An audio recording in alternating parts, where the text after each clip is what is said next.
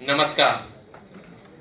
The southern Gujarat chamber of commerce and industries એ સમગ્ર દક્ષિણ ગુજરાતની એવી ગૌરવાન્વિત સંસ્થા છે કે જેમાં સમગ્ર વર્ષ દરમિયાન 400થી વધારે સેમિનાર અને આવા વિવિધ ક્ષેત્રના પ્રોગ્રામો ચેમ્બર દ્વારા આયોજિત થતા રહે છે. અને સમગ્ર દક્ષિણ ગુજરાતનું નહીં પરંતુ ગુજરાતનું આ એક એવું ચેમ્બર છે કે જેનું સૌએ ગૌરવ લેવા જેવી આ ચેમ્બર છે. આ ચેમ્બરમાં આપ સૌનું હું હાર્દિક સ્વાગત કરું છું. આજનો આ કાર્યક્રમ સ્ટોક માર્કેટ ધ બિઝનેસ આ એક એવો સબ્જેક્ટ છે કે જે સબ્જેક્ટ લગભગ દરેક વ્યક્તિને દરેક બિઝનેસને સ્પર્શતો સબ્જેક્ટ છે. અને ગમે તેવી વિષમ પરિસ્થિતિ હતી, કોરોનાની પરિસ્થિતિ હોય તો પણ આ બિઝનેસે કૂદકે ને ભૂસકે પ્રગતિ કરી છે એ આપણે સૌ જાણીએ છીએ.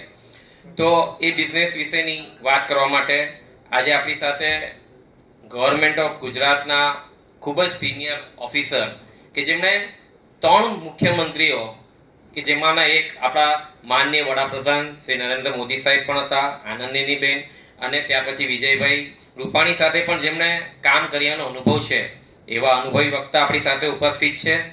પણ સૌપ્રથમ ચેમ્બરની પ્રણાલી પ્રમાણે આજે ચેમ્બરના વાઇસ પ્રેસિડેન્ટ આશીષભાઈ ગુજરાતી આપણી સાથે ઉપસ્થિત છે. હું આશીષભાઈને વિનંતી કરીશ કે આપ સૌનું વેલકમ એડ્રેસ કરે. Over to આશીષભાઈ.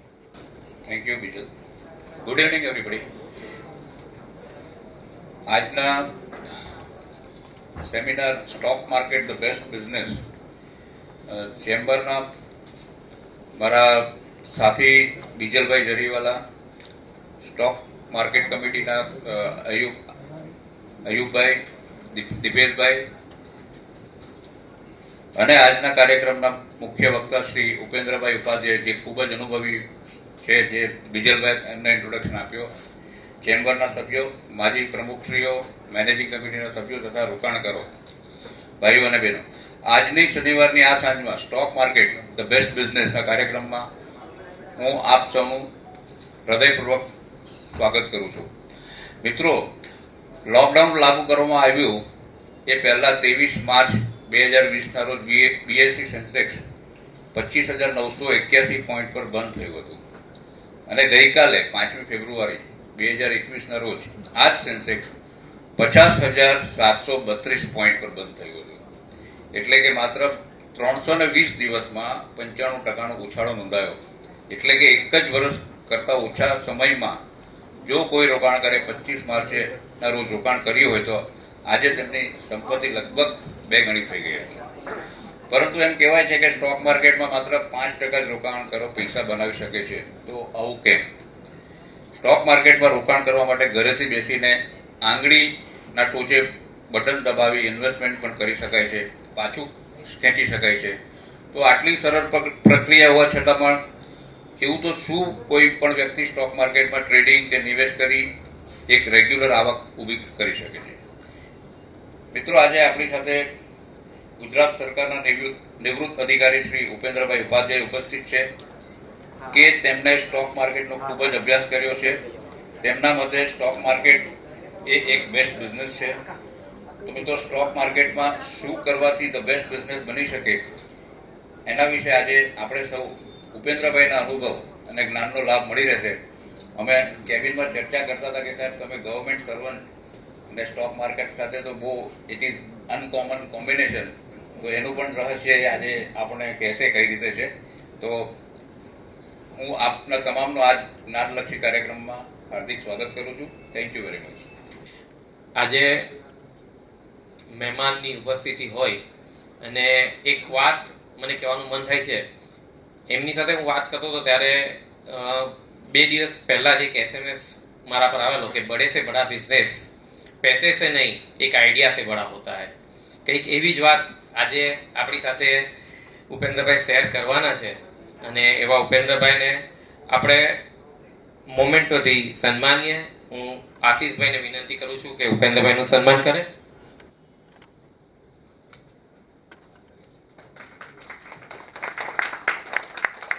કમિટીના ચેરમેન અયુબભાઈને હું વિનંતી કરું છું. Ayubbhai.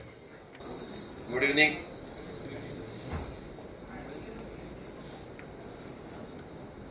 dignitaries on the dais, Ashish Bhai, Vice President, Vimal Bhai Jariwala, Group Chairman, Dipesh Bhai Parikh, ને આજના આપણા ખાસ વક્તા ઉપેન્દ્રભાઈ, જે retire section officer government of Gujarat Gandhinagar, આપ સૌનું સ્વાગત છે.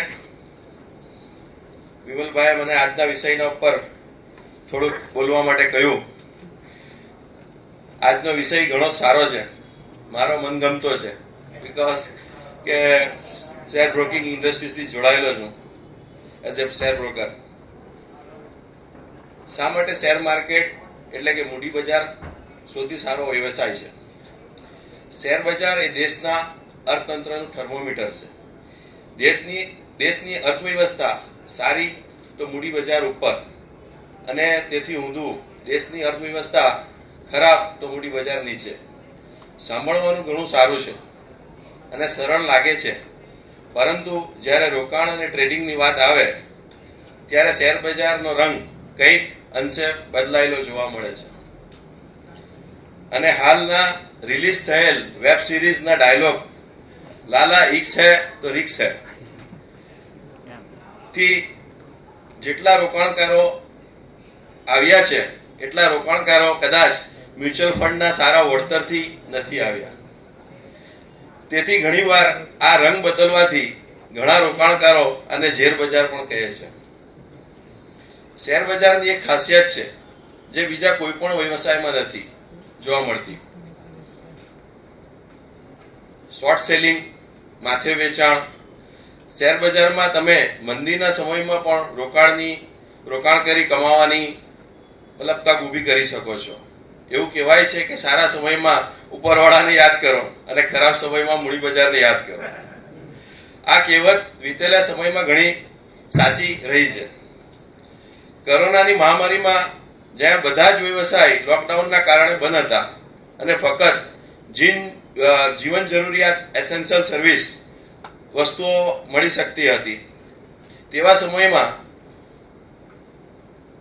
ગવર્મેન્ટે શેર બજારને પણ એક એસેન્શિયલ સર્વિસમાં ગણીને શેર બજાર ચાલુ રાખેલું. એટલે બધાને અનુભવ હશે કે બધા જ બિઝનેસ બંધ હતા, પણ વર્ક ફ્રોમ હોમ કરીને બધા જ શેર બજારના અંદર ઇન્વેસ્ટ પણ કરતા હતા, બધું જ કરી શકતા હતા. શેર બજારમાં લોંગ ટર્મ, શોર્ટ ટર્મ બધું જ કરી શકતા હતા. એસેન્શિયલ સર્વિસ જે ગણવામાં આવી એના કારણે એ જે પીરિયડ હતો એ લોકડાઉન પહેલાનો જે માર્કેટ માટે બિલકુલ ખરાબ હતો. જેમ આપણા વાઇસ પ્રેસિડેન્ટ આશીષભાઈએ કહ્યું કે આ ઇન્ડેક્સ હતો ને 95% ઉપર ગયું બજાર ત્યાંથી. એટલે શેર બજાર તેની લિક્વિડિટી માટે જાણીતું છે. એટલે કે જ્યારે પૈસાની જરૂર પડે તમને મળી શકે છે.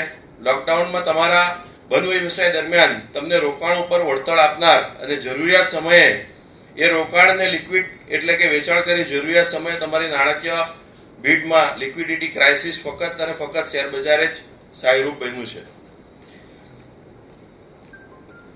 આજના જે ટોપિક છે એમાં ઉપેન્દ્રભાઈ આપણને એમના પ્રેઝન્ટેશનમાં વધારે સમજાવશે, પણ પાવર ઓફ કમ્પાઉન્ડિંગ વાત કરીએ તો 41 વર્ષમાં ઇન્ડેક્સ 100 થી વધીને 50,000 ઉપર થયો.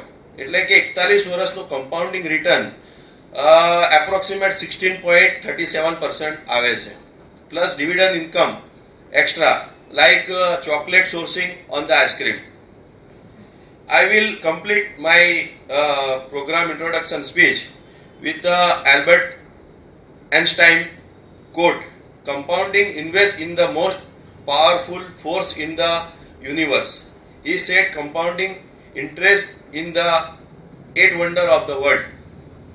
Stock market prove it very well. Thank you. હવે આપણે આજના મુખ્ય વક્તા ઉપેન્દ્રભાઈને સાંભળીશું. Over to Upendra. નમસ્કાર મિત્રો, મારી મોટાભાગની પરિચય વિધિ તો તમને આપી દીધી, પણ એક પ્રશ્ન એ થયો કે ગવર્મેન્ટ ઓફિસર અને શેર બજાર તમે ક્યાંથી આવ્યા? એ પહેલો પ્રશ્ન મને એ જ પૂછ્યો કે ભાઈ ગવર્મેન્ટ ઓફિસર હોય તો એ મોટે ભાગે જીઆરની, પોલિસીની, ઠરાવોની, પરિપત્રોની એની વાતો હોય, પણ શેર બજાર ક્યાંથી આવ્યું? તો મિત્રો, હું 1990માં સચિવાલયમાં જોઈન્ટ થયો ત્યારે મારા ફાધર સાથે જ્યારે મને સિલેક્ટ થયો ને ત્યારે મારા ફાધરે મને એવું કીધું હતું કે આપણે ગાંધીનગર નથી જવું, કારણ કે એમણે એવું સાંભળ્યું હતું કે બધા પૈસા છે ને ગાંધીનગર પહોંચે છે. આજે પણ લોકો એવું માને છે કે ભાઈ અમારે ગાંધીનગર સુધી દેવા પડે છે. એટલે મારા ફાધરના મગજમાં એ જ હતું કે ગાંધીનગરમાં બેઠા બેઠા બધા ભ્રષ્ટાચારના પૈસા જ ભેગા કરે છે. એટલે હું પ્રોમિસ આપીને આવ્યો હતો કે પપ્પા હું ક્યારેય મારા પગાર સિવાય અને મારી આવડત સિવાયના કોઈ પૈસા હું નહીં લઉં, અને એ પ્રોમિસ સાથે હું આવ્યો હતો. એટલે મારા માટે પગાર સિવાય બીજી કોઈ અપેક્ષા હતી નહીં. પણ દોસ્તો એક વાત છે કે પગારમાં છે ને પેટ ભરાય, સપના પૂરા ના થાય. સપના પૂરા કરવા માટે કાંઈક કરવું પડે. હવે એ સમયનો મારો શેર બજારનો મારો જે એક્સપિરિયન્સ છે એ કહું તો મારા ફાધર છે ને એ પણ ગવર્મેન્ટ ઓફિસર હતા. એ ત્યારે નવા ઇસ્યુઓ જ બહુ આવતા. અત્યારે આપણે જેવું આ ટ્રેડિંગ ને એવું બધું થાય છે એવું નહોતું. એટલે મારા ફાધર શેર બજારમાં એ નવા ઇસ્યુના ફોર્મ ભરે, લાગે એટલે વેચી નફો લઈ લેવાનો એ રીતે કરતા. અને હું ત્યારથી એ ફોર્મ ભરવાના ચાલુ કર્યા હતા એમની જોડે. એમને ફોર્મ ભરી દેવાના, બેંકમાં ડીડી કઢાવી આવવાનો, લાઈનમાં ઊભું રહેવાનું અને ઇસ્યુ ભરી આવવાનું. આટલો અનુભવ હતો. પછી કોલેજમાં ગયો. કોલેજમાં શેર બજાર મેં જોયેલી છે આપણી અમદાવાદની. ત્યારે એક બ્રોકર જોડે સેટિંગ થઈ ગયું. એટલે એણે મને એવું કીધું તું તને સબ બ્રોકર બનાવી દઉં, તું લઈ જા કોલેજના છોકરાઓમાં તું આપજે અને જે ભરાય એમ જ તને મળશે પૈસા. એટલે મિત્રો ત્યારથી મેં એ ફોર્મ લોકોને આપવાની શરૂઆત કરી. અને એ ફોર્મની મને એ સમયે 300-350 રૂપિયા દર મહિને ઇન્કમ થતી. મારું ફૂડ બિલ નીકળી જતું. ઘરેથી જે પૈસા આપતા ને વાપરવા મળતા. આ રીતે હું શેર બજાર સાથે લગભગ 82-83થી જોડાયેલો છું. એટલે સચિવાલયમાં આવ્યો, એક વસ્તુની તો ના જ હતી, પણ સપના પૂરા કરવા માટે બધું પૂરું કરવા માટે શેર બજાર, એટલે શેર બજારનો અભ્યાસ ચાલુ કર્યો. અને એ રીતે હું શેર બજાર સાથે એકદમ નજીકથી મેં જોયું છે. મેં બધી તેજી જોઈ છે, બધી મંદી જોઈ છે. અને એ બધામાં શું થયું છે એ પણ એક અભ્યાસ તરીકે જ રાખ્યું છે. અને મારો જે આવા સેમિનારો જે લેવાનો મારો આશય છે ને એ ફક્ત એટલો જ છે, લોકોના મગજમાંથી શેર બજારની જે બીક છે ને એ કાઢી નાખવી. શેર બજાર એટલે 1,12,000 આ એક લોકોની માન્યતા છે, પણ એવું નથી. હું આજે એક પ્રેઝન્ટેશન દ્વારા મારો એ પ્રયત્ન હશે કે તમે લોકો શેર બજારને ધ બેસ્ટ બિઝનેસ તરીકે સમજી શકો. હું બિઝનેસ સાથે કમ્પેરિઝન કરીશ. આજનો જે આપણા પોઈન્ટ છે તો એમાં શરૂઆત ત્યાંથી કરીશ કે આપણે કમાવું શું કરવાનું જોઈએ. જો કમાઈએ નહીં તો પછી હિમાલય જતું રહેવું પડે, સમાજમાં રહેવું હોય કમાવવું પડે. પછીનો જે ટ્રેડિશનલ આપણા જે રસ્તાઓ છે એ આપણે જોઈશું. પછી requirement of traditional ways of earning, એમાં જે આપણે અત્યારે પારંપરિક જે આપણા ધંધાઓ છે એમાં આપણી શું શું જરૂરિયાત છે એની વાત કરીશું.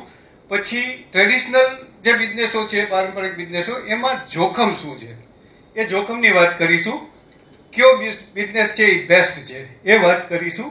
અને સ્ટોક માર્કેટ કઈ રીતે બેસ્ટ બિઝનેસ છે એની આપણે વાત કરીશું. અને સૌથી વધુ હાઉ ટુ સ્ટાર્ટ, કઈ રીતે બિઝનેસ આ શરૂ કરાય એની આપણે વાત કરીશું. આજના આપણા ટોપિક આટલા રહેશે. હવે why we have to earn, આપણે કમાવું કરવા જોઈએ. તો મેં કીધું એમ કે સમાજમાં રહેવું હોય તો કમાવું પડે. We have to earn for our living, we have to earn for our family, we have to earn for our daily needs, અને we have to earn for our status. આપણો મા બહુ હું જો કમાતા ના આવે તો કોણ હું સમજે. છોકરાને ક્યાંક કરવાનું હોય તો કમાતો નથી એમ કહીએ કોઈ છોકરી આપે. સમાજમાં રહેવું છે એટલે કરવું પડે, બાકી પછી હિમાલયમાં બાવા થઈ જવું પડે. હવે અત્યારના જે આપણી પોઝિશન છે એ પ્રમાણે જોઈએ તો આ જે મેઇન જોબ, બિઝનેસ અને એગ્રીકલ્ચર, આ 3 વસ્તુ એવી છે કે જેના દ્વારા આપણે કમાઈ શકીએ છીએ. હવે એક પછી એક મુદ્દાની આપણે ચર્ચા કરશું. આ 3 સિવાય લગભગ કોઈ એવો રસ્તો નથી કાયદેસરનો કે જેમાં આપણે કમાણી કરી શકીએ. તો સૌથી પહેલા આપણે નોકરીની વાત કરીએ. આમ તો નોકરી છે ને પહેલા ના આવે. સૌથી નીચેની કક્ષા એટલે નોકરી. સૌથી પહેલો બિઝનેસ, ધંધો. ધંધાવાળા છે એ સૌથી એટલે એગ્રીકલ્ચર જૂના જમાનામાં એગ્રીકલ્ચર ખેતી એ સૌથી બેસ્ટ બિઝનેસ ગણાતો. એ પછી કોઈ પણ ધંધો આવતો અને છેલ્લી કક્ષામાં જોબ આવતું. પણ હવે પોઝિશન એવી થઈ છે કે જોબ અને એમાં પણ જો સરકારી તો પતી ગયું.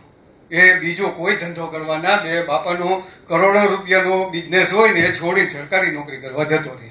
કારણ કે આજની લેડીઝમાં પણ એ જ રીતે છે કે જોબ નોકરી કરતો છોકરો છે ને એની પહેલી પસંદગી. જો ધંધો કરતો હોય તો ભેગું રહેવું પડે. એટલે આપણી જે ક્રાઇટેરિયા છે ને એ બદલાઈ ગયો છે. હવે જોબ છે એ ફર્સ્ટ થઈ ગઈ છે. હવે જોબમાં આપણે જોઈએ તો 3 પ્રકારની જોબ છે. સૌથી પહેલી ગવર્મેન્ટ જોબ કે જે સૌથી સારી ગણાય. એવું કહેવત છે કે સાધુ થવું તો સ્વામિનારાયણના અને નોકરી કરવી સરકારી. આવી એક કહેવત છે.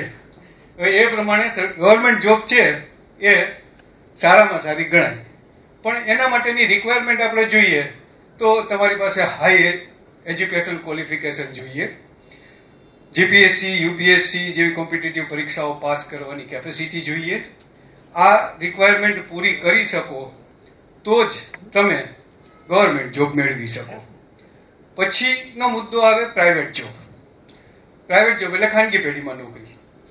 હવે આ પ્રકારની જે નોકરી છે એમાં તો તમને ખ્યાલ હશે કે શેઠ સાથે સારું બનતું હોવું જોઈએ. તમે જે ફિલ્ડમાં નોકરી કરવા માંગો છો એ ફિલ્ડનું તમારું સારામાં સારું નોલેજ હોવું જોઈએ. અને એ ફિલ્ડમાં પણ કોઈ માણસની ઓળખાણ હોય તો જ તમે અંદર ઘૂસી શકો. આજે મારે સાહેબની દુકાનમાં કામ કરવું હોય તો મારા રેફરન્સ તરીકે કોઈક મારું બીજું ભલામણ કરે તો એ મને રાખે. એટલે એવી રીતની તમારી અંગત ઓળખાણો પણ જોઈએ. પછીનું આવે છે સેલ્ફ એમ્પ્લોયમેન્ટ એટલે કે સ્વરોજગાર. ડૉક્ટર, એન્જિનિયર, વકીલ એ બધા સ્વરોજગારની કેપેસિટી ઓલીમાં જ આવે. એ પછી દરજી, લુહાર, સુથાર, મોટર મિકેનિક એ તમામ લોકો એ કેટેગરીમાં આવે. પણ એ કેટેગરીમાં પણ તમારા માટે રિક્વાયરમેન્ટ શું છે? તમે ડૉક્ટર, એન્જિનિયર હોય તો એ ફિલ્ડનું તમારી પાસે એટલું જ નોલેજ હોવું જોઈએ. એનાથી આગળ મોટર મિકેનિક હો તો તમારે એનું ફિલ્ડનું એટલે કે જે ફિલ્ડમાં તમે હો એ ફિલ્ડનું બેસ્ટમાં બેસ્ટ નોલેજ હોય તો તમારો ધંધો ચાલે. અને એનાથી વધારે તો તમારે જે જગ્યા ગોતો ને એ જગ્યા પણ સારી હોવી જોઈએ. મોટર ગેરેજ હોય, સારો મેકેનિક હોય પણ 11મા માળે કરે મોટર તો એ ચાલવાની નથી.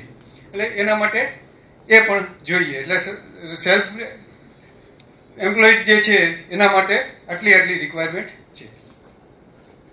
હવે બિઝનેસની વાત કરીએ તો બિઝનેસમાં પણ 3 પ્રકારના બિઝનેસ આવે. એક મેન્યુફેક્ચરિંગ કે તમે કોઈ પણ એક વસ્તુ બનાવવા માંગો છો, તમે મેન્યુફેક્ચર કરવા માંગો છો. તો એ મેન્યુફેક્ચરિંગ બિઝનેસ માટે તમારે શું જોશે કે સૌથી પહેલાં તો સૌથી મોટી ઇન્વેસ્ટમેન્ટ કેપેસિટી જોશે. કારણ કે કોઈ પણ વસ્તુ બનાવવાનું કારખાનું નાખવું એટલે બહુ મોટી મૂડી જોઈએ. જમીન જોઈએ, કારખાનાની જગ્યા જોઈએ, મશીનરી જોઈએ, આ બધું તમારે જોઈએ. અને તમે કેવું જે વસ્તુ બનાવવા માંગતા હોય એનો ટેકનિકલ નોહાવ ને એ તમામ વસ્તુ તમારી પાસે હોય તો તમે બિઝનેસ કરી શકો. પછી આવે એક ડિસ્ટ્રીબ્યુટર કે તમે કોઈ એક સારી પ્રોડક્ટની જે તે જિલ્લા, સ્ટેટ તમારી જેવી કેપેસિટી એ કેપેસિટી પ્રમાણે તમે એનું ડિસ્ટ્રીબ્યુટરશીપ લઈ લો. પણ એ ડિસ્ટ્રીબ્યુટરશીપ પણ આજે એમને એમ નથી મળતી. કંપનીઓ બહુ મોટી મોટી ડિપોઝિટ માગે છે. તમે કોઈ સારી સ્ટાન્ડર્ડ કંપનીની ડિસ્ટ્રીબ્યુટરશીપ લેવા જાઓ ને તો તમારે એટલી જ કે ડિપોઝિટ ત્યાં આપવી પડે છે. અને નવી કોઈમાં જાઓ તો તમારે મહેનત એટલી કરવી પડે છે. અને એમાં કોઈ એવું નથી કે તમારું ચાલશે જ. અને એના માટે પાછું તમારે ડિસ્ટ્રીબ્યુટરશીપ લીધા પછી એક ડીલર નેટવર્ક જોઈએ, સેલ્સ ટીમ જોઈએ અને એ બધી રિક્વાયરમેન્ટ એ બિઝનેસ માટે છે. અને સૌથી છેલ્લું જે આવે રિટેલર કે જે એક દુકાન નાખી અને તમે બિઝનેસ ચાલુ કરો. પણ એ બિઝનેસમાં પણ તમારે એરિયા સાચો પસંદ કરવો પડે.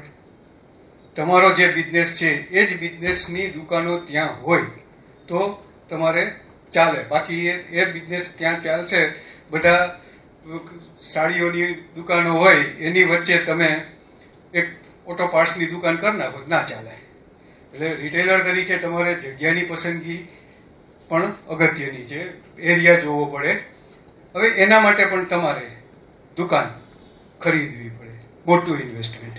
એ પછી તમારી જે તે એરિયામાં શાખ હોવી જોઈએ, અને એ પછી તમારી પાસે નોલેજ પણ હોવું જોઈએ, અને એ બધા કસ્ટમરો સાથેનું બિહેવ પણ હોવું જોઈએ તમારું સારું, અને તમારી રેગ્યુલરિટી હોવી જોઈએ.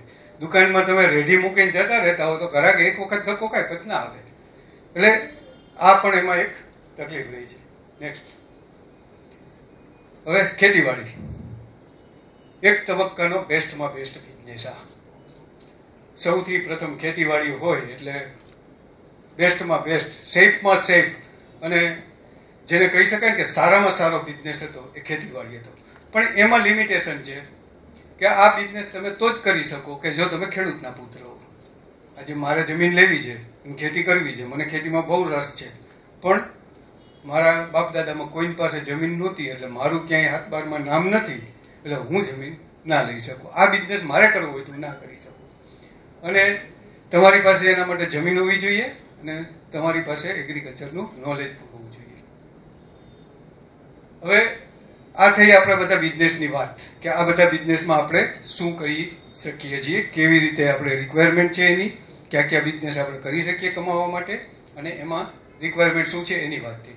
હવે આપણે એમાં રિસ્કની વાત કરીએ કે આજે તમે કોઈ પણ બિઝનેસ સ્ટાર્ટ કરો તો એમાં રિસ્ક તો દરેકમાં છે. હવે આપણે અત્યારે જ વાત કરીએ તો નોકરી, તો નોકરી માટેની રિક્વાયરમેન્ટ તમારે આપણે આગળ જોઈ. હવે અહીંયા એની થ્રેટ જોઈએ કે તમામ નોકરીમાં તમારી પાસે જે કામ તમને સોંપવામાં આવ્યું હોય ને એની સ્કિલ જોઈએ. એ સ્કિલ ના હોય તો તમે એમાંથી ફેંકાઈ જાઓ. ભલે ગવર્મેન્ટ જોબ હોય તો તમને પગારમાં તકલીફ નથી પડવાની. સરકારમાં એટલે જ અત્યારે લોકો એવું કહે છે કે સરકારી નોકરી સારામાં સારી, કારણ કે હાવ ડફોળ હોય તો એને પગાર મળે રાખે, કામ બીજો કરે એના બદલે. સાહેબ એમ કે જવા દે ને, એનાથી નથી થાય એમ, તું કર લે ને ભાઈ. સાહેબને એનું કામ દેખાડવું હોય એટલે એ એવી રીતે કરે. પણ તોય એમાં તમારે સરકારી નોકરીમાં તકલીફ તો રહી છે. હવે પ્રાઇવેટમાં હો તો કોઈ સવાલ જ નથી. આજે હું નોકરી કરતો હોવા સાહેબને ત્યાં, અને એક મારાથી ભૂલ થઈ તો છૂટો, બીજે ભાઈ કાલથી ના આવતો. આ અનુભવ મેં કરી ચૂક્યો છે. વાત કરી દઉં આડી એક, હું સચિવાલયમાં આવ્યો ને પહેલાં વિડીયો કોલમાં સર્વિસ એન્જિનિયર હતો, અને એક વખત મારાથી કસ્ટમરના ઘરે પિક્ચર ટ્યુબ તૂટી ગઈ. પિક્ચર ટ્યુબ એ મોટામાં મોટી વસ્તુ કહેવાય ટીવીની, એ મારાથી તૂટી ગઈ. બેક કવર જે હતું એ આમ હાથમાં છટકી ગયું, તૂટી ગઈ. મારી જોડે જે હતો ને બીજો મારો જુનિયર, મને કહેલા હવે તો કે આપણે 8,000 ભરવા પડશે. એ સમયે 4,000 પગાર હતો, 8,000 ભરવા પડશે. બાકી મેં ના ભરું તો મને કે છૂટો કરી દે. જો કે એવું કંઈ ના થયું. જે તે ડીલરે જ એવું કીધું કે ભાઈ પોઝિશન એવી હતી કે એમાં આવી રીતે તો થાય, એટલે નોકરી ના ગઈ. બાકી એ સમયે મને નોકરીની થ્રેટ દેખાણી હતી. એટલે પ્રાઇવેટ જોબમાં આવું કે તમે ગમે એટલું સારું કામ કરતા હો, પણ એક વખત કંઈ ભૂલ થઈ ગઈ તો તમે ઘર ભેગા. હવે એવું જ સ્વરોજગારીમાં ડૉક્ટર છે, ગમે એવું સારું નામ હોય, એક ઓપરેશન બગડ્યું કે એક નામ ખરાબ થયું, શું થાય? દર્દીઓની મેળે ઘટી જાય. ઘણા આપણે નજર સામે જોયા હશે કે એક જમાનામાં બહુ જોરદાર ચાલતા હોય અને પછી એને ત્યાં કાગડાઈના ફરકતા હોય, એવી પોઝિશન છે. એટલે સેલ્ફ એમ્પ્લોયમેન્ટ વાળા જે કંઈ સ્વરોજગારીના બિઝનેસ છે, તમામ બિઝનેસની અંદર આ જ રિસ્ક છે કે જ્યાં સુધી તમે લાઈવ દો, જે તે વસ્તુનું તમે નોલેજ મેળવતા રહો તો જ તમે ટકી શકો. બાકી એમાં તમે તરત આઉટ થઈ જાઓ. બિઝનેસ છે તો બિઝનેસમાં તો આપણે જેમ વાત કરી, કોઈ પણ બિઝનેસ રિટેલર તરીકે કરો, ડિસ્ટ્રીબ્યુટરશીપ લઈ લો કોઈની, કે કોઈ મેન્યુફેક્ચરિંગ કરો, તમામમાં મોટું ઇન્વેસ્ટમેન્ટ. અને એ ઇન્વેસ્ટમેન્ટ કર્યા પછી પણ કોઈ પર્સન્ટેજ, કેટલા પર્સન્ટેજ રિટર્ન મળશે ને એની કોઈ ગેરંટી નહીં. પ્લસ જે કાયદાઓ નડશે, લાયસન્સ, જીપીસીબી, હવે તો નવું પેલું ગ્રીન ટ્રિબ્યુનલ આવ્યું, જાત જાતના જે શ્રમ રોજગારના લેબરના કાયદાઓ. તમને ધંધો કારખાનું નાખો ને કોઈ ફેક્ટરી વાળા છે કોઈ એમાં?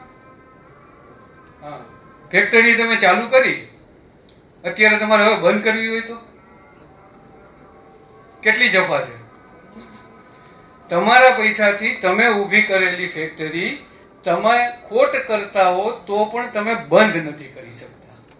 આ એક મોટી બિઝનેસની મોટામાં મોટી ખામી છે.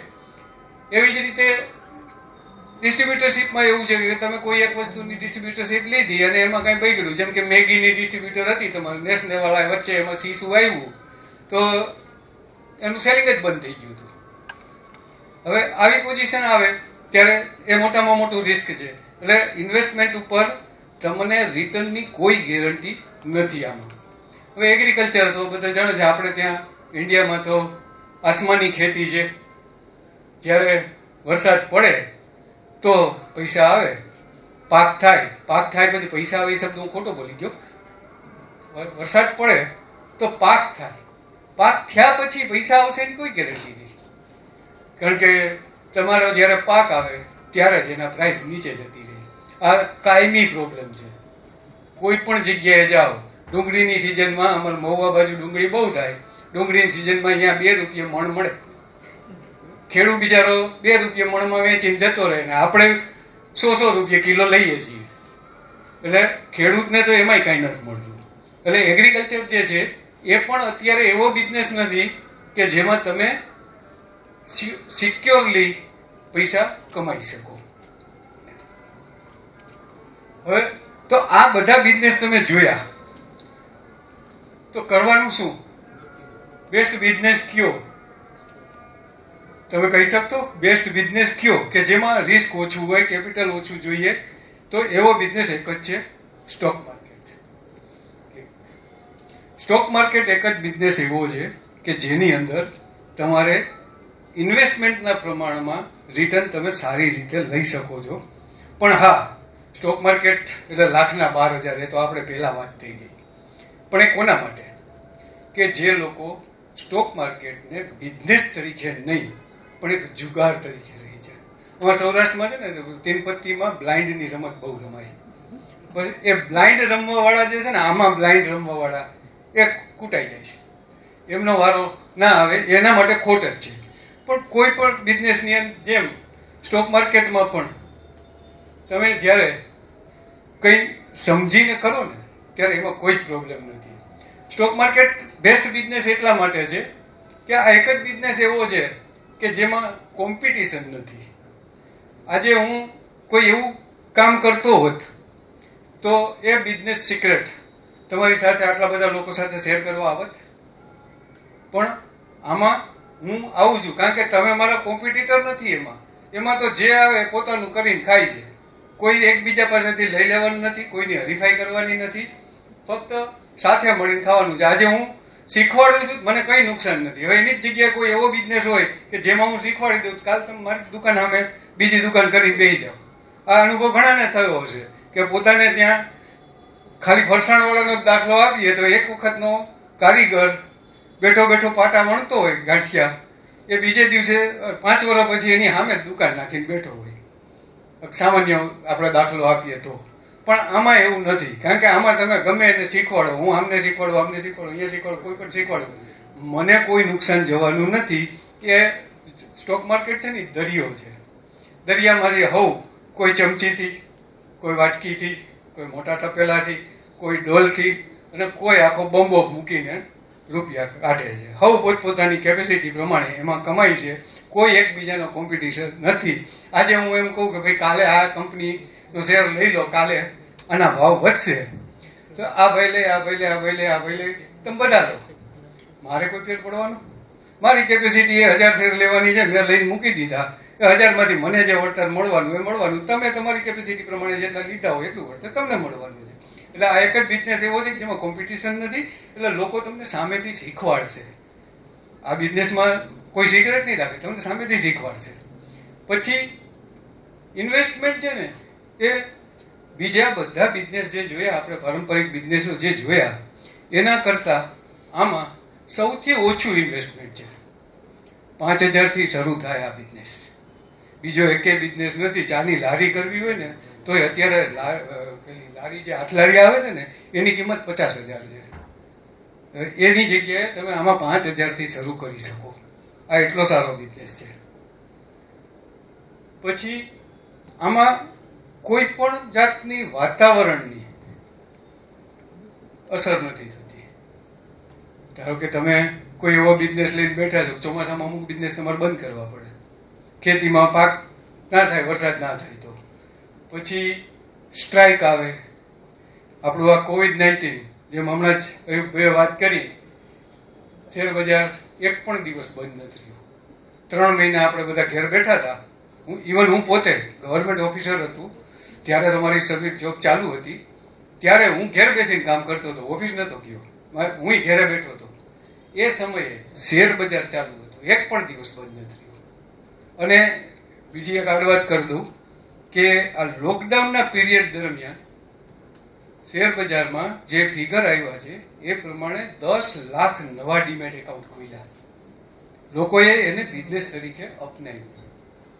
એટલી આમાં ઓલી છે કે વાતાવરણની પણ કોઈ અસર નથી. કોઈ જાતના સ્ટ્રાઇક, કોવિડ જેવા રોગો, કોઈ પણ પરિસ્થિતિ ઉલાળ પર ફાટી નીકળે તો ઘેર બેઠા બેઠા કરવાનું છે. અને બીજું, આમાં કોઈ પૈસાની કે મટીરિયલની ચોરીની બીક નથી.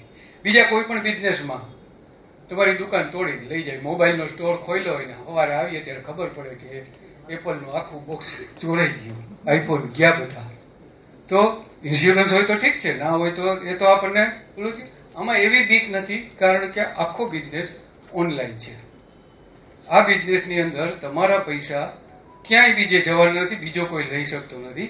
જે પણ આવી થ્રેટ હતી જે કોઈ જગ્યાએ, ત્યાં સેબી બધા પગલાં લે છે અને તમામ વસ્તુ દૂર કરે છે. જેમ કે આપણે કારવીવાળું થયું, એક ઇન્ફોર્મેટિવ વાત છે એ કરી દઉં કે એક પાવર ઓફ એટર્ની આપણે એમને લખીને આપી દેતા કે ભાઈ તમે મારા વતી મારા ખાતામાં પડેલા શેર વેચી શકશો, એવી એક પાવર ઓફ એટર્ની આપણે એને લખીને આપી દેતા.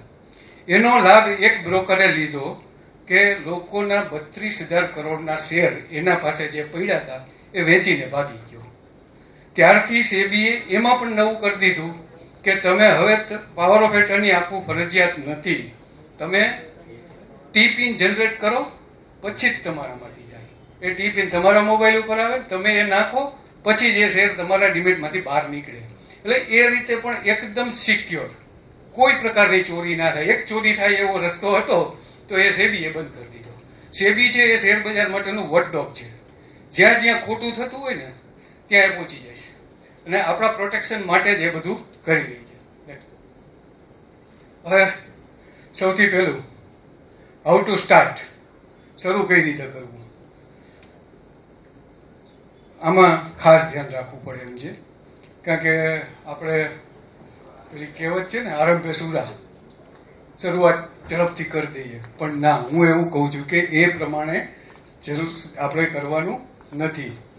તમે જેમ ડૉક્ટર હોય તો ડૉક્ટરે એની શરૂઆત કરતાં પહેલાં 15 વર્ષ એણે એ ફિલ્ડમાં નાખ્યા છે.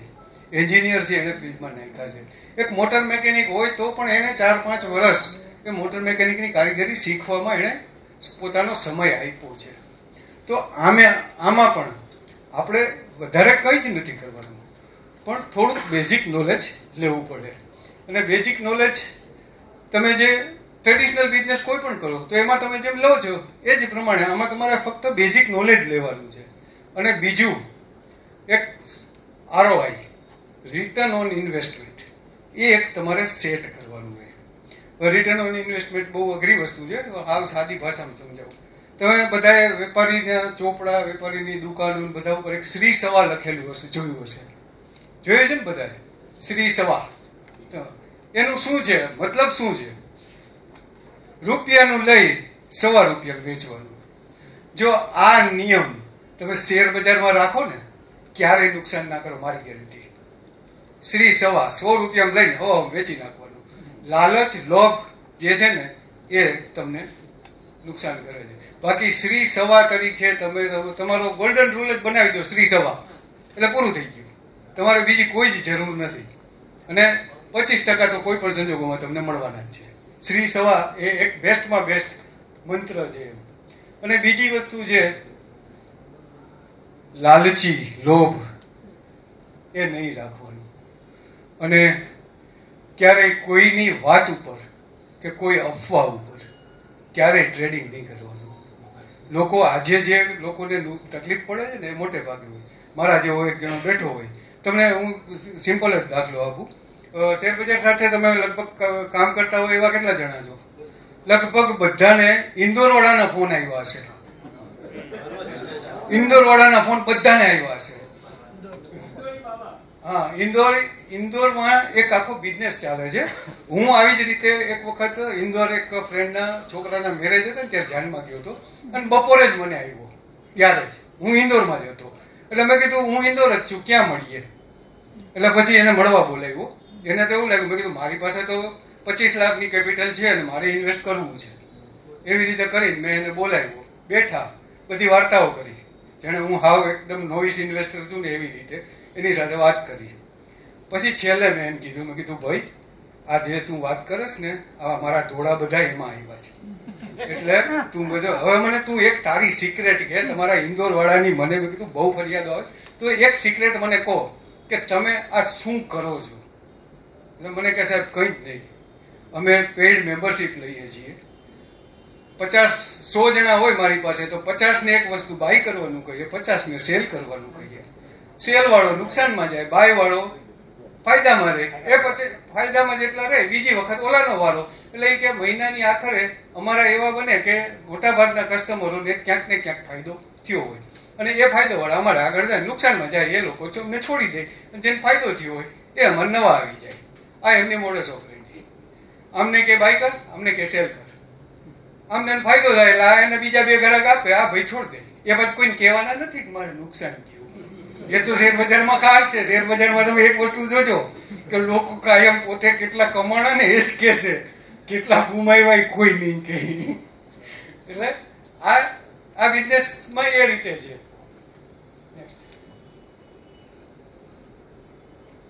હવે તમારે આ નોલેજ મેળવવાનું હોય તો ક્યાંથી મળે?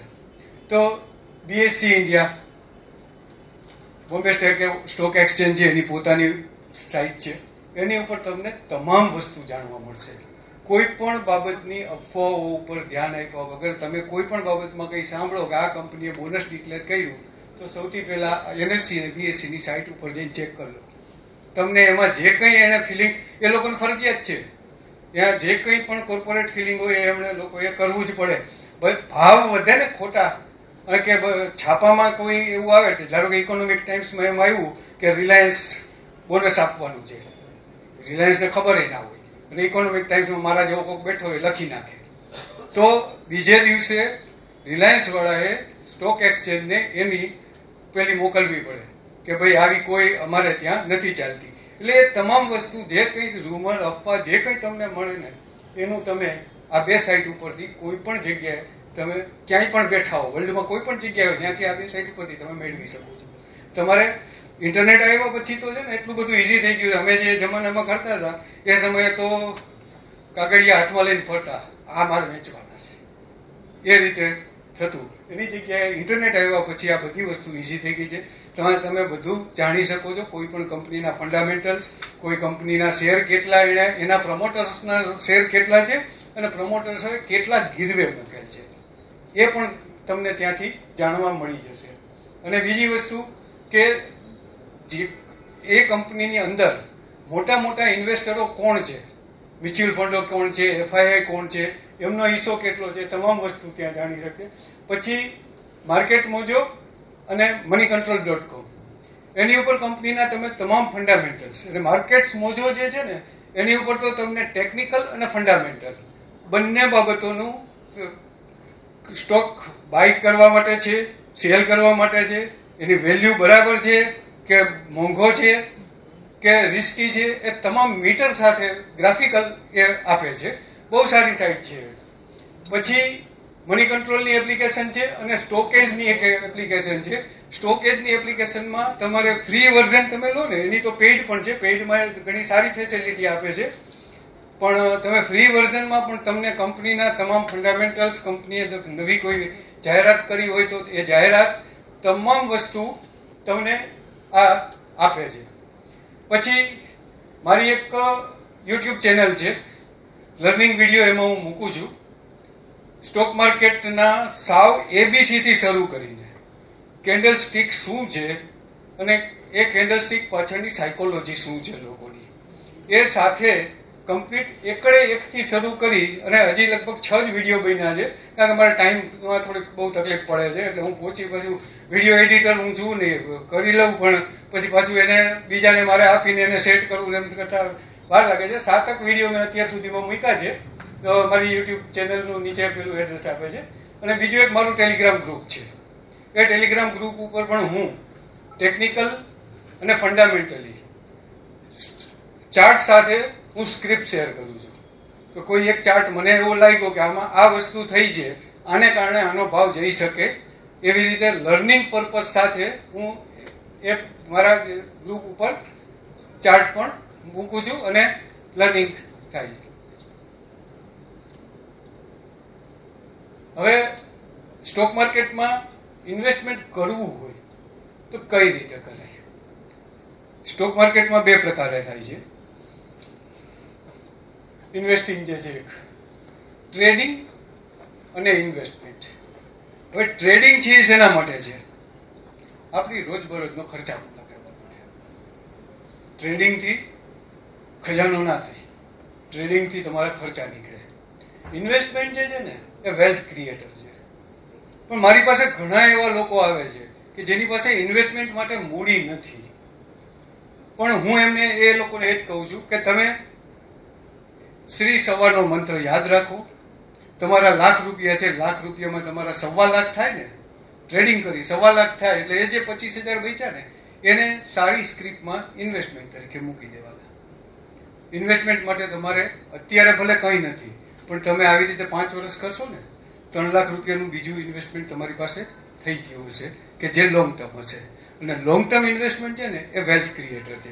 એના માટેનું સ્ટોક સિલેક્શન ને માટે તમારે અહીંયા અયુબભાઈ જેવા ખેલાડીઓ છે જ, એમનું તમને ગાઈડન્સ મળતું રહેશે, કારણ કે એમની ટેલિગ્રામ ચેનલ મેં બહુ લાભ લીધો છે.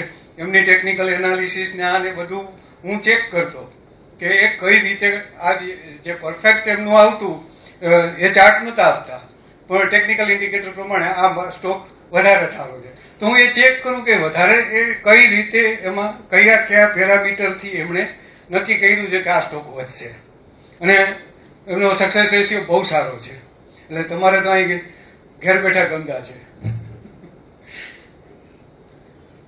અને ઇન્વેસ્ટમેન્ટ જે છે એ વેલ્થ ક્રિએશન માટે છે. એટલે ક્યારેય તમારી પાસે એક સાથે ઝાઝા પૈસા હોય ને તો પણ હું એમ નથી કહેતો કે તમે સીધું એના ટ્રેડિંગ ચાલુ કરો. ધારો કે તમારી પાસે 1 કરોડ રૂપિયા છે, તો 1 કરોડ રૂપિયા સીધા શેર બજારમાં ના નાખી દેવાય. 70 લાખ રૂપિયા ડેપ્ટ ફંડમાં નખાય, જેમ કે FD, બીજી કોઈ સ્કીમો કે જેની અંદર 6 થી 7% વળતર તમને વાર્ષિક મળે જ છે. એટલે એ તમારા 70 લાખ જે શ્યોર થઈ ગયા. 30 લાખ જે છે એ 30 લાખ સ્ટોક માર્કેટમાં ઇન્વેસ્ટ કરાય. એ સ્ટોક માર્કેટમાં ઇન્વેસ્ટ કરેલા પૈસામાં એક પેટા કેટેગરી છે, થોડાક એડવાન્સ થાવ તો જ એમાં મજા આવે. નિફ્ટી બી ખરીદી લો અને એને પ્લેસ કરી દો, એટલે 30 લાખની નિફ્ટી બી સામે તમને 20 લાખનું પેલું માર્જિન મળે. એ 20 લાખ ઉપર ટ્રેડિંગ કરવાનું. નિફ્ટી બીમાં તમને મળે, માર્જિનમાં મળે અને પેલા ડેટ ફંડમાં મળે. તમારું ટોટલ 1 કરોડનું જે ઇન્વેસ્ટમેન્ટ છે, 1 કરોડના ઇન્વેસ્ટમેન્ટ ઉપર વાર્ષિક તમે જે બેંક 6-7% આપે જ ને, 20 થી 25% પ્રેમથી નીકાળી શકો. આ બિઝનેસ માટે આઈડિયા છે. આ બધા તો બહુ પછી એડવાન્સ લેવલનું આવશે, એ ટ્રેનિંગ બહુ હાઈ લેવલની થશે, પણ આ તો જસ્ટ તમને એક આઈડિયા આપું છું કે આવી રીતે થઈ શકે. મને બહુ ગમતી સ્કેમ 92 છે. શેર બજાર શું છે ને એ સમજવા માટે આ જેણે ના જોયું ને જોઈ લેવાનું. થોડોક સુરતી ભાષાનો પ્રયોગ વધારે છે, પણ ત્યારે નહીં સાંભળવાનું. બહુ બેસ્ટ છે ને. તો પણ આ સિરીઝ જોયા પછી તમને ઘણી બધી ખબર પડશે કે ઇન્ટરનલ ઇન્ફોર્મેશનનો કેવો મિસયુઝ થાય છે, ગેમ કેમ રમે છે મોટા ખેલાડીઓ, એ બધું તમને આમાં જાણવા મળશે.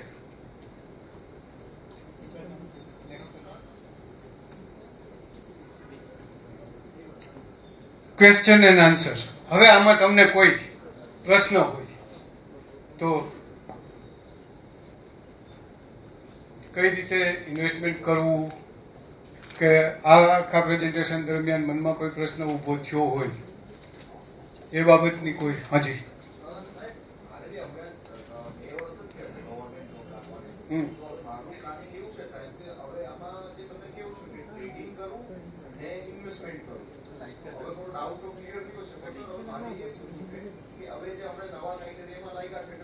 સિસ્ટમ તો અમારી છે નથી જ્યારે રિટાયરમેન્ટ આવશે ત્યારે તો સર હવે મારે કેવી રીતના આને જે સેલરી આવશે તો એમાંથી બચત કરીને સર એસઆઈપીમાં ઇન્વેસ્ટમેન્ટ કરવું કે એનપીએસ જે નેશનલ પેન્શન સ્કીમ છે જે શેર બજારના સાથે ટાઈપ થઈને ચાલતી હોય જે હિસાબે શેર બજાર ચાલે એ હિસાબે એનપીએસ મોટી વળતર થાય કરે તો સર હવે કેવી રીતના ઇન્વેસ્ટમેન્ટ કરવું એના વિશે માહિતી આપો. એનપીએસ છે ને એ મારી દ્રષ્ટિએ વધારે સારી છે, કારણ કે જેમ અમને અત્યારે પેન્શન આપે છે સરકાર, અમે પેન્શનવાળી સ્કીમમાં છીએ એટલે અમને પેન્શન મળે છે. તમને સરકારે જે શરૂઆત કરી છે પેન્શન નહીં આપવાની 2004થી લગભગ કર્યું છે. 2004થી પેન્શન જે નોકરી 2004થી જે નોકરી મળી છે એ લોકોને પેન્શન નથી આપતા, પણ એની સામે તમને તમારું જે જીપીએફ કપાય છે, જીપીએફ ઈપીએફ સીપીએફ જે આવતું હોય એના તમારા 12% અને સામે સરકાર 12% જમા કરાવે છે. એટલે એ તમારું ઇન્વેસ્ટમેન્ટ ત્યાં થાય છે અને એ પછી તમે જ્યારે રિટાયર થાવ ને અમારી જેમ ત્યારે એ પૈસા તમને પેન્શનના રૂપમાં આપે છે. એટલે અમારા જેટલી જ સિક્યોરિટી થઈ ગઈ. અમારે એવું હતું કે જીપીએફ અમારું ને અમારું જ રહેતું, સરકાર જમા ના કરતી. તમારામાં સરકાર સામું જમા કરે છે, અમારામાં એવું હતું કે અમે જેટલું કપાવીએ એટલું અમારું, સરકાર એમાં કંઈ ના નાખતી. પણ તમને એટલે મારી દ્રષ્ટિએ જો હું ગણું ને તો સરકારે તમને નોકરીના પહેલા દિવસથી પેન્શન ચાલુ કરી દીધું. 10.5% તો આપે જ છે સરકાર કે 12.5% છે હવે? હા, 12.5% પેન્શન તો તમને અત્યારથી સરકાર ચાલુ કરી દીધું. એટલે એ એનપીએસ તો બેસ્ટ છે, પણ જે તમે એસઆઈપી કીધું ને, એસઆઈપી માટે કોઈ બ્રોકર કે આ કે એને કોઈ નહીં દેવાના. એસઆઈપી આપણી જાતે જ સિલેક્ટ કરવાની, કારણ કે બ્રોકરોને એ બધું તો શું છે કે એ લોકો ટીમ રાખે રાખી રિસર્ચ કરે, તમારા પૈસાનો વહીવટ એ કરે, તમારા પૈસાને જે થવું હોય થાય એ એમનો ચાર્જ તો લઈ લે છે. એટલે એસઆઈપીમાં કોઈ ક્યારેય કસ્ટમર બહુ હાઈ બોલી જાય ને જ્યારે માર્કેટની ત્યારે તમને ફાયદો થાય, બાકી એટલો બધો એસઆઈપીમાં. પણ એસઆઈપી આપણી જાતે કરવાનું. 15-20 સ્ક્રિપ ગોતી કાઢો નિફ્ટી 50ની, એ 15-20 સ્ક્રિપમાંથી ફંડામેન્ટલ્સ ચેક કરો, આગળનો ગ્રોથ કેવો છે એ જોવો, અને એ ગ્રોથ ઉપરથી ભવિષ્યમાં એને કેટલો ફાયદો થશે એ નક્કી કરી અને 10 સ્ક્રિપ અલગ કરો. એ 10ને વોચમાં રાખી એના નેક્સ્ટ રિઝલ્ટ ચકાસો. એમાં પણ જે બેસ્ટ આવતું હોય એવી 5માંથી તારવીને પછી બીજા અનુભવીઓ જે બેઠા હોય એમને પૂછી કે લોંગ ટર્મ માટે ઇન્વેસ્ટમેન્ટ કરવું છે તો કઈ એવી સ્ક્રિપ્ટનું નક્કી કરી દર મહિને નક્કી કરો. એસઆઈપી તમે એમ કહો કે એસઆઈપીમાં તમારે ફિક્સ રકમ હોય 5,000 10,000 જે કરવું હોય 5,000 ફિક્સ કરી એ 5,000ના એ શેર લઈને મૂકી દેવાના, બીજું કંઈ જ નહીં કરવાનું. અને એ તમે એસઆઈપી કરી છે એવું છે, એની ઉપર બીજું કોઈ ડેમરેજ નહીં ચડે. ઓલું તમે કોઈ પણ મ્યુચ્યુઅલ ફંડ કે કોઈના થ્રુ જશો ને તો એમાં એ લોકોના ખર્ચા તમારી ઉપર ચડશે અને પ્રોફિટમાં પણ તમારે એમની મરજીએ વેચશે. આ જોશો ને એટલે જોઈ છે સ્કેમ જોઈ છે, સ્કેમ જોઈ લો એટલે એમાં તમને ખબર પડશે કે આ લોકો આપણા પૈસાનો ઉપયોગ કેવો કરે છે. એટલે એ વસ્તુ તમારે તમારા જ પૈસાનો વહીવટ તમે જ કરશો, બીજું કોઈ નહીં, તો એ વધારે બેસ્ટ છે. બીજું કોઈ? હાજી.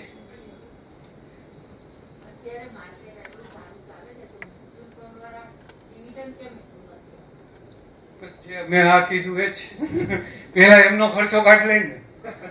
અને ડિવિડન્ડની એક વાત તમને કહું કે જ્યારે એમનું ક્વાર્ટર એન્ડ આવતું હોય ને, દરેક ડિવિડન્ડ જે મ્યુચ્યુઅલ ફંડ છે એમને જ્યારે એમના પહેલા કરવાના હોય નહીં ચાલશે તમે આવો નહીં, મને તો ઉભા મજા આવે. એટલે જ્યારે ક્વાર્ટર એન્ડ આવતો ને ત્યારે એમનું પરફોર્મન્સ એમને બતાવવું હોય, એટલે એ લોકો એ સમયે ઊંચા ભાવે વેચી નાખે. એનાથી ઉપર જશે ખબર હોય પણ એમને તો રિઝલ્ટમાં બતાવવું હોય. એટલે એને કારણે અને આ બધા ઇન્વેસ્ટમેન્ટમાં અમુક ઇન્વેસ્ટમેન્ટ તો શરમથી થતા હોય. હું એક કંપનીનો ધારો કે ફાઇનાન્સ મેનેજર હોઉં અને ઇન્વેસ્ટમેન્ટનું મારામાં હોય, અયુબભાઈની એક કંપની છે, અયુબભાઈને મારા સારા ટર્મ્સ છે, હું અયુબભાઈની કંપની શેર નાખી દઉં, 20 જ તમારા છે.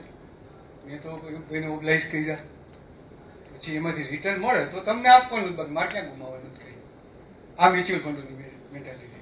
ભાઈ હું થોડો ડિફર થતો હોઈશ, મ્યુચ્યુઅલ ફંડનો હું દુશ્મન છું. એમાં થોડું શું છે કે થોડું ક્રાઇટેરિયા બી ચેન્જ થયો છે. મેડમ છે એટલે વિધની વાત જે છે ક્વેશ્ચન એમાં થોડું ક્લેરિફાય કરું કે ડિવિડન્ડ જે અર્લિયર શું હતું, મ્યુચ્યુઅલ ફંડ ઇન્ડસ્ટ્રી વાળા ડિવિડન્ડ આડેધડ ડિક્લેર કરે એટ્રેક્શન કરવા માટે. ના હવે ક્રાઇટેરિયા ઇઝ ચેન્જ. સેબીએ કહ્યું છે કે તમે પ્રોફિટ બુકિંગ કરશો ને તો આટલું ડિવિડન્ડ ડિક્લેર કરી શકશો. પેરામીટર્સ છે. હા, એટલે હવે એ ફેરફાર આવી ગયો. એટલે હવે મેડમની પેલી એક્સપેક્ટેશન હોય કે અમને ડિવિડન્ડ નથી મળ્યું. હા, એ પ્રોફિટ બુકિંગ કરેલું હશે તો તો જ મળશે. ઘણું બધું ચેન્જીસ તમે જેમ કહ્યું ને કે ઓથોરિટી એને એવી વધે છે, ડિવિડન્ડ નથી આપતા. ઓકે, સર અત્યારે મારું મ્યુચ્યુઅલ ફંડમાં જે ઇન્વેસ્ટમેન્ટ છે હા. રેડી છે, હા. તો આ તબક્કે એમાંથી નીકળી જવું તમારા હિસાબે સલાહ કરેલું રહેશે? ના, ઇન્વેસ્ટમેન્ટ હોય તો હાલના તબક્કે ના નીકળે. બરાબર. અત્યારે તમારો સાચો જે પાકતો જમાનો છે ને, પાકતો પીરિયડ એ આ છે. એટલે હાલના તબક્કે ના નીકળાય. એક સારી ઓલીએ પહોંચી ગયા, તમને એમ થાય કે હવે મને જે ઇન્ટરેસ્ટ જે રિટર્ન મળે છે એ સફિશિયન્ટ છે, ત્યારે નીકળાય. હાલના તબક્કે નીકળશો ને તો હજી ઉપર જશે, એનું નુકસાન તમને જશે. હું બહુ જૂનો એટલે લોંગ ટર્મનો ઇન્વેસ્ટર છું. તો હા. લગભગ 2010 પહેલાથી શરૂ કરેલું હતું. બરાબર. તો એ ક્યારેય મારું આપણે જેને એન્યુઅલાઇઝ રિટર્ન કહે ને હમ. એ 10%થી વધ્યું નહીં હતું. હવે થોડું વધી રહ્યું છે એવું લાગે છે. એટલે હવે વધશે. હવે પડી રહ્યું છે એમાં એટલે રાખી મૂકવા જોઈએ. હા, અત્યારના સમયમાં રાખી મૂકો. 10 વર્ષથી તમે હાંચવા છે ને તો હજી 2 વર્ષ રાખો. 2 વર્ષમાં તમને જે માર્કેટ જે રીતે જઈ રહી છે ને એ જોતા બેસ્ટ રિટર્ન આપશે. એટલે હાલમાં જેમ છે એમ રાખી મૂકો. અને નવું ઇન્વેસ્ટમેન્ટ મ્યુચ્યુઅલ ફંડમાં કરવા કરતા જાતે કરો એ બેસ્ટ. હાજી, કંપનીના શેર છે એમાં કઈ કિંમતે ખરીદવા એ કેમ ખબર? બેસ્ટ ક્વેશ્ચન છે. મોટા ભાગના લોકો આમાં ભરાઈ જાય છે. કોઈ પણ કંપનીના શેરની ફેર વેલ્યુ શું છે એ નક્કી કરવું ને એ અઘરી બાબત છે. મોટાભાગના લોકો એમાં, કારણ કે ઘણી વખત કેટલા બધા લોકોમાં એવું બન્યું હશે કે જે ભાવે એમણે લીધા છે ને એ ભાવ ક્યારેય પછી નહીં થયું હોય. આ પોઝિશન મોટા ભાગનાને અનુભવ થઈ ગયો છે. તો કંપનીનું એક છે ને એના ફાઇનાન્શિયલ એ થોડુંક એ રીતે શીખવું પડે કે એનો ફાઇનાન્શિયલ, એનો રિટર્ન ઓન કેપિટલ, એ જે પ્રોડક્શન કરે છે એની ઉપર એને કેટલું રિટર્ન મળે છે, પ્રોફિટ માર્જિન શું છે, એ બધું ભેગું કરી અને તમે એના 3 વર્ષ સુધીના પ્રાઇઝની ગણતરી કરી શકો કેશ ફ્લો પ્રમાણે, અને એ પ્રાઇસ જે છે ને એની ફેર વેલ્યુ આવે. પણ કેટલા બધી સ્ક્રીપ એવી છે કે જેની પ્રાઇસની ફેર વેલ્યુ કરતાં એમની પ્રાઇસ ખૂબ વધારે છે. પણ મોટે ભાગે જનરલી ક્યારે પણ તમે કોઈ સ્ક્રીપ પસંદ કરો ને તો પીઈ રેશિયો જોવાનો, પ્રાઇસ અર્નિંગ રેશિયો, અને પછી એ જે ઇન્ડસ્ટ્રીઝમાં હોય એ ઇન્ડસ્ટ્રીઝનો પીઈ રેશિયો. આ બેઝિક, તમારે કોઈ એમાં ચાર્ટર્ડ એકાઉન્ટન્ટ થવાની જરૂર નથી. પ્રાઇસ અર્નિંગ રેશિયો કંપનીનો અને એ જે ઇન્ડસ્ટ્રીઝમાં છે એ ઇન્ડસ્ટ્રીઝનો કોમન પ્રાઇસ અર્નિંગ રેશિયો. એના લેવલમાં તમે પસંદ કરેલી કંપની જો ઓછા પીઈથી મળતી હોય તો લેવાય. ધારો કે એક ઇન્ડસ્ટ્રીઝ છે તો એ ઇન્ડસ્ટ્રીઝનો 75 પીઈ છે. હવે એની સામે એ જ ઇન્ડસ્ટ્રીઝની એક કંપની છે કે જેનો પ્રોફિટ સારો છે, શેર હોલ્ડર સારા છે, એટલે પ્રમોટર્સ સારા છે, પ્રમોટર્સનું હોલ્ડિંગ સારું છે, એની પ્રોડક્ટ પણ સારી છે, તો અને એનો પીઈ રેશિયો 12 જ છે, તો એમાં ઇન્વેસ્ટ કરાય, કારણ કે તો એ તમને આગળ જતા ફાયદો આપે. યસ, તમે આ પીવી રેશિયોની વાત કરી તો આ જ્યુબિલન્ટ સ્ક્રિપ્ટની વાત કરું તો એના તો 250 ઉપરના પીઈ છે અને આઈટીસી ચાલતો જ નથી. તો પછી આપણું રિટર્ન કેવી રીતે બને? આઈટીસી સાહેબ કાલે 10% વધ્યું છે. કમ્પેરિઝનની હું વાત કરું છું. ચાલો ડીમાર્ટની વાત કરો તો એ લોકોના પી બધા 100 ઉપરના પી છે. તો તો આ જેનું બધું મેનેજમેન્ટ સારું છે કે આ બધું જ સારું છે તો પણ આઈટીસી તો ચાલ્યો વાંધો આઈટીસી છે ને, હવે આપણે સ્ક્રિપ્ટ વાઇઝ હું નહોતો વાત કરવા માંગતો, પણ તમે હવે મને સ્ક્રિપ્ટનું નામ દીધું છે તો હું કહું કે આઈટીસી છે ને એ એવી કંપની છે કે જે તમારી કેપિટલ તમે જે રોકો ને એની ઉપર તમને મેક્સિમમ વળતર આપે છે. શેર પ્રાઇસ નથી વધતી, એનો ડિવિડન્ડ અને એ રેશિયો જોઈ લો, એ ખૂબ સારું છે. અને ઇન્વેસ્ટમેન્ટ માટે હું કોઈ કંપની ભલામણ નથી કરતો, પણ ઇન્વેસ્ટમેન્ટ માટે વિચારી જોજો. આઈટીસી છે ઇન્વેસ્ટમેન્ટ માટે સારી કંપની છે. પ્રાઇસ એપ્રિસિએશનનો જે આપણે લાભ મળવો છે જે બીજી સ્ટ્રીમોમાં પ્રાઇસ એપ્રિસિએશનનો લાભ આઈટીસીમાં એટલો નહીં મળે, કારણ કે એટલું ટ્રેડિંગ નથી એમાં. અમુક તો કેવું છે કે તમે જે જ્યુબિલન્ટ ફૂડની વાત કરી તો એણે એક બીજી કંપની લીધી, ટેક ઓવર કરી એણે, બાર્બેક્યુ નેશન, અને બીજું એક એણે બિરયાની. એ બે વસ્તુ એણે પ્રોડક્ટ નવી ઇન્ટ્રોડ્યુસ કરી ત્યારે 200 રૂપિયા હોય, ખાલી એક નવી પ્રોડક્ટ એણે ઇન્ટ્રોડ્યુસ કરી બિરયાની, અને એ પછી એણે બાર્બેક્યુ નેશન લીધી, એમાં બીજા 200 હોય. બાકી એ આજથી 15 દિવસ પહેલા જો 400 મહિના દિવસ પહેલા જો 400 રૂપિયા નીચે હતો હાથ કરતા. એટલે અમુક આવા ન્યૂઝ એ તમને આપે. જેમ કે હું તમને ટાટા મોટર્સની વાત કરું તો બજેટ પહેલા સ્ક્રેપેજ પોલિસી આવવાની છે, અને જે આ અફવાનું એક તમને ઉદાહરણ આપી દઉં કે કેવી ગેમ થઈ જાય છે માર્કેટમાં. ટાટા મોટર્સ 270 થી 280 ની વચ્ચે ચાલતો હતો, અને બજારમાં ઓચિંતી એક વાત થઈ કે સરકાર નવા બજેટમાં સ્ક્રેપેજ પોલિસી લાવે છે. હવે એ સ્ક્રેપેજ પોલિસીને કારણે શું થાય કે 15 વર્ષ જૂના જેટલા વાહન છે એ બધા વાહનને સ્ક્રેપ કરી દેવા પડે, તો ધંધો વધે. ટાટા મોટર્સ સૌથી વધારે ટ્રક વેચાતા હોય ટાટા મોટર્સના, એટલે ટાટા મોટર્સ તે દિવસથી એમાં આગ લાગી, અને બધા મ્યુચ્યુઅલ ફંડો અને ઇન્વેસ્ટરો બધા એમાં લાવ કર્યા. એક તબક્કે પહોંચ્યા પછી જ્યારે એક્સપાયરી નજીક આવી ને 27મી તારીખે, ત્યારે મોટર ડિપાર્ટમેન્ટ જે છે આપણું સેન્ટ્રલ ગવર્મેન્ટનું ટ્રાન્સપોર્ટ ડિપાર્ટમેન્ટ, એના એક અધિકારીનો હવાલો આવીને ટ્વીટ આવી કે સરકાર 1 એપ્રિલ 2022થી આ સ્ક્રેપેજ પોલિસી અમલમાં લાવશે. એટલે ટાટા મોટર સીધો નીચે, અને સરકાર લાવી આ બજેટમાં. એક અફવા તોડી નાખ્યો એને. તમારી ઇન્ફોર્મેશન સાચી હતી, બધું સાચું હતું, પણ આવી ગેમ આમાં થઈ શકે. એટલે તમારી પાસે જે સોર્સ મળે ને એ સોર્સમાં પણ આવી રીતનું તમારે ચેકઅપ કરતું રહેવું પડે. હા, અને તમને અયુબભાઈ એક દાખલો યાદ કરાવ્યો, તમને બધાને કહી દઉં કે જેટલી પણ જે બિઝનેસ ચેનલો છે ને એ ફક્ત એન્ટરટેન માટે જોજો અને ઇન્ફોર્મેશન માટે જોજો, ક્યારેય એની ટીપ ના લેતા. હમણાં જનો દાખલો છે, CNBC નો એન્કર પેલો આપે ટીપ આપે 2020, એનો સ્પેશિયલ પ્રોગ્રામ 2020 હતો. એમાં જેટલું એ કે એના આગલા દિવસે મહેસાણામાંથી એની હાહુને એની વહુના નામે શેર ખરીદાતા હતા આગલા દિવસે, અને પછી એ ભાઈ ત્યાં આપતા હતા. એટલે બીજે દિવસે તો BTSTમાં હોય એટલે બીજે દિવસે તો પ્રોફિટ બુક કરીને નીકળી જાય, એ આપણો ઉપયોગ કરતા હતા. અને મારો અનુભવ એવો છે કે મોટા ભાગના બિઝનેસ ચેનલમાં કે મોટા ભાગના બ્રોકરો, આ તો આજે ટીવી ઉપર આટલું આવ્યું છે, ઇન્ટરનેટ ઉપર આટલું મળે છે, આ નહોતું. હું તમને જ્યારે આવું કંઈ નહોતું અને પેપર મોડમાં જ બધું આવતું ને ત્યારની વાત કરું. એક મારો અનુભવ છે, એક બ્રોકર બહુ મોટું નામ છે, એનો જ્યારે પણ રિસર્ચ રિપોર્ટ બહાર પડે ને એટલે એ શેર આપણી પાસે હોય ને તો વેચી નાખવાના. મેં આ નક્કી કર્યું હતું. એની જે પોર્ટફોલિયો મેનેજમેન્ટ ચલાવતો PMS, એટલે એના કસ્ટમરોને એણે લેવરાવ્યા હોય, પછી એક લિમિટથી વધતા બંધ થઈ જાય એના ભાવ, ત્યારે એ રિસર્ચ રિપોર્ટ બહાર પાડે અને પબ્લિકમાં ખુલ્લેઆમ ડિસ્ટ્રીબ્યુટ કરે. ત્યારે યાહુ ગ્રુપ હતા, અત્યારે જે તમારે વોટ્સએપ ને એવું છે ને ત્યારે યાહુ ગ્રુપ હતા, ફાઇનાન્શિયલ રૂમ. એ ફાઇનાન્શિયલ રૂમમાં તમે જાઓ તો તમને આવી બધી ટીટપીટ્સ મળે.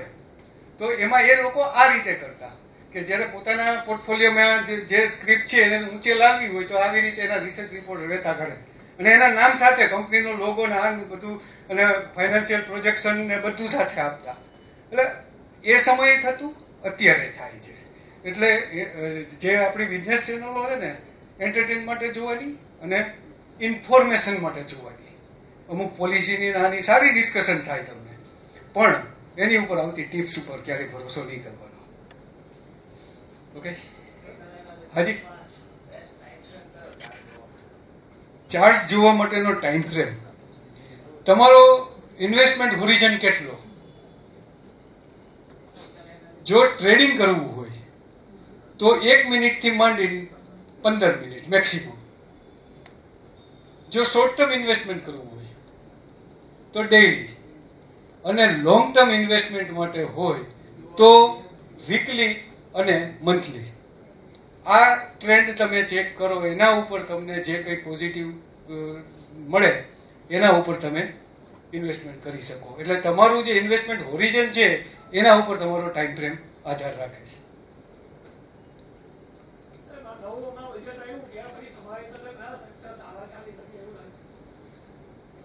બજારમાં જ દેખાય છે અત્યારે. જેના કોઈ ભાવ નહોતું પૂછતું એમાં 35 રૂપિયાનો એક દિવસમાં વધારો આવવા માંડ્યો. બેન્કિંગ સેક્ટર અત્યારે સારામાં સારું છે, PSU છે, સિમેન્ટ ને એ બધી તો એવરગ્રીન છે. એવરગ્રીન ક્યારેય પણ સિમેન્ટ કંપનીમાં ક્યારેય કોઈ કિસ્સો નથી, પણ એમાં તમારી કંપનીનું સિલેક્શન પછી હોવું જોઈએ. તમે 4,500 વાળી અલ્ટ્રાટેકની એક બાજુ મૂકી અને પછી કોઈ રણજીત સિમેન્ટ અહીં તમારે, અને બીજી બોરોસિલ રિન્યુ, એ બોરોસિલ ગ્લાસમાંથી એનર્જીમાં આવી છે અને બહુ સારું, 2 મહિનાની અંદર બહુ સારું એપ્રિસિએશન આપ્યું છે. બોરોસિલ રિન્યુ. હા,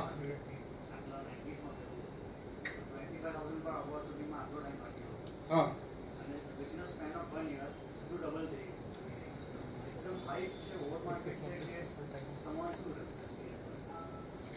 જે દિવસે સ્ટોક માર્કેટ ઇન્ટ્રોડ્યુસ થયું ને તે દિવસે કેટલા ટ્રેડર હતા? વોલ્યુમ વધ્યું, બીજું કંઈ જ નથી. વોલ્યુમ વધ્યું. આજ સુધી આ કોરોના કાળ આવ્યો ને તે પહેલા સુધી ફક્ત અમુક ઇન્વેસ્ટરો અને પેલા ઇન્સ્ટિટ્યુશનલ ઇન્વેસ્ટરો આટલા જ સક્રિય હતા. પણ મેં જે હમણાં જ કીધું કે 10 લાખ નવા ઇન્વેસ્ટર ડીમેટ એકાઉન્ટ ખુલ્યા છે. એ લોકોએ પણ એટલી જ પેલી કાઢી, એમ ઇન્વેસ્ટમેન્ટ એટલું કરે છે. તો આજે પોઝિશન એવી થાય છે કે ઇન્સ્ટિટ્યુશનલોના હાથમાં પેલા માર્કેટ રહેતી, કે એ લોકો જ માર્કેટ ચલાવતા. FII આપણી DII એ જ છે, એ જ માર્કેટ ચલાવતા. રિટેલ ઇન્વેસ્ટરોનું કંઈ આવતું નહીં. પણ હવે રિટેલ ઇન્વેસ્ટરોનું કેટલું જોર છે એનો તમને એક દાખલો આપું. આપણે અહીંનો નથી, અમેરિકાનો છે. ગેમસ્ટોન નામની એક કંપની ગેમ બનાવતી, ગેમ જે આપણી આવે છે ને કોમ્પ્યુટર ગેમને, એ ગેમ બનાવતી કંપની છે. 37 વર્ષ જૂની કંપની છે. એનો પરફોર્મન્સ કંઈ એટલું બધું સારું નથી. $20 એનો ભાવ હતો શેરનો, અને એક મોટા બ્રોકરે એને પાડી દેવાનું નક્કી કર્યું. એને સેલ કર્યા, શોર્ટ સેલ, કે એની પાસે હોય નહીં છતાં એને સેલ કર્યા કે હવે નીચે જશે એટલે નીચે પાડીને નીચેથી લઈને કમાઈ લેશું. પણ રિટેલ ઇન્વેસ્ટરો જે પ્લેટફોર્મ સાથે જોડાયેલા છે, એવું વોલ સ્ટ્રીટ વેબ કેવું કંઈક એક પોર્ટલ છે, ફોરમ. એ ફોરમમાં એના ઉપર પોઝિટિવ જ ચાલ્યું. તો રિટેલ ઇન્વેસ્ટરો એ પરચેસ કરવામાં માંડી ગયા. તો એ શેરનો ભાવ 1 મહિનાની અંદર $20માંથી $500 થયો અને ઓલી કંપની ઉઠી ગઈ. અત્યાર સુધી ઇન્વેસ્ટરો ઉઠી જતા બ્રોકરોને કારણે, આવી ઇન્સ્ટિટ્યુશનોને કારણે, આમાં એ ઇન્સ્ટિટ્યૂટ ઉઠી ગઈ. આ ઇન્વેસ્ટરોની તાકાત છે, પણ આટલું પોઝિટિવલી ચાલવું પડે. હા,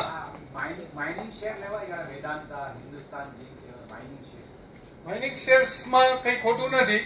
ગવર્મેન્ટની પોલિસી બદલાવે તો એની સામે તમારે તૈયારી રાખવી પડે. આમ તો હું કોઈ પણ સ્ક્રિપ્ટ માટે તમે જે કંઈ લો ને તે ગવર્મેન્ટની આવનાર પોલિસી કેવી છે એ ઉપર તમારે નજર રાખવી પડે. ભાઈ, આ તો આપણે છે ને એમના માટે આખા દિવસનો એક પ્રોગ્રામ આપણે રાખશું ભવિષ્યમાં, એક છેલ્લો સવાલ તમે પૂછી લો, ચલો. સર, એક કારના હાથ ઊંચા કરતા રહે.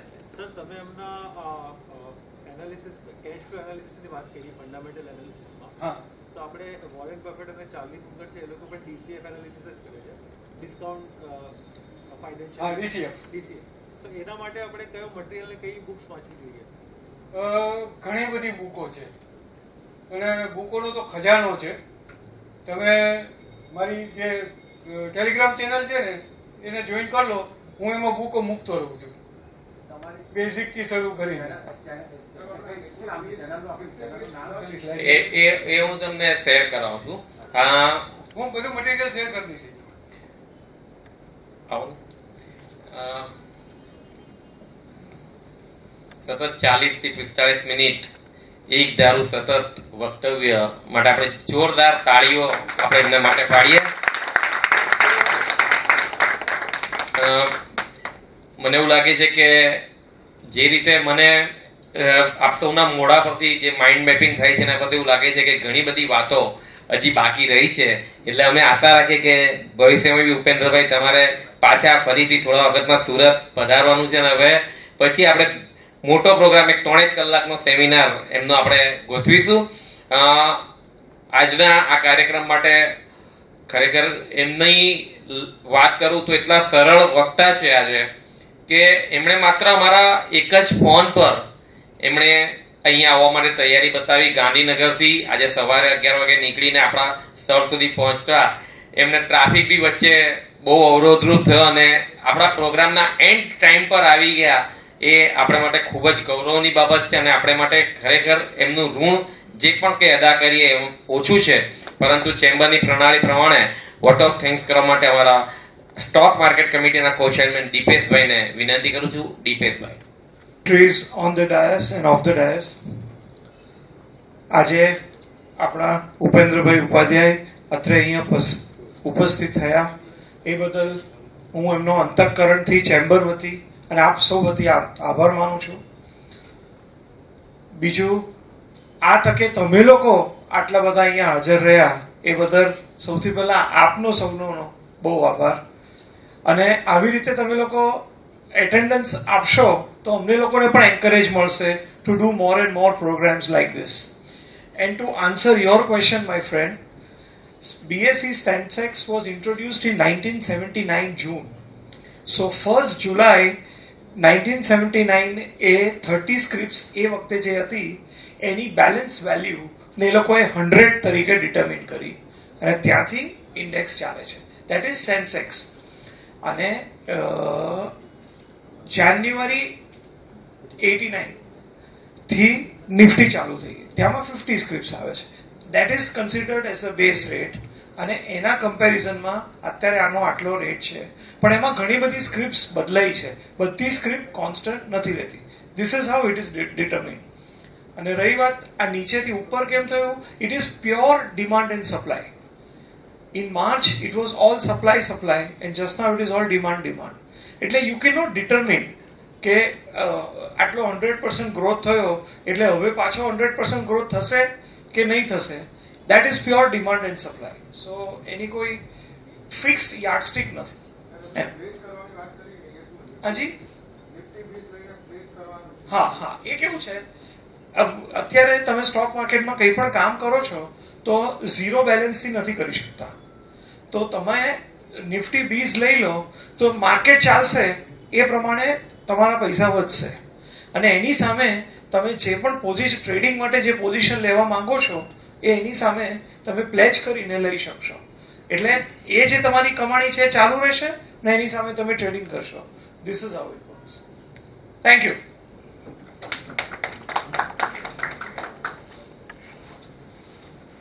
Thank you. Good bye, good night.